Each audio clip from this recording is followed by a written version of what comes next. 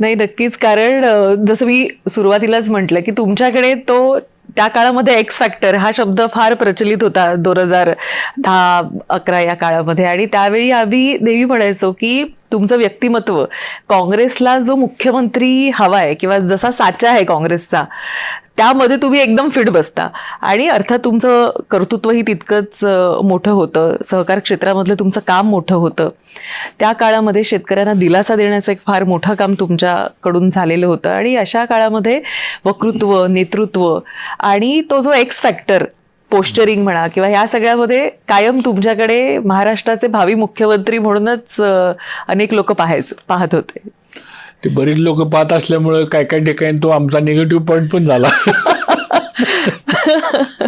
त्यामुळं राजकारणामध्ये एखादं नाव जर पुढं आलं तर त्याच्या बरेचसे मित्र आपले कामाला लागतात सांगतो.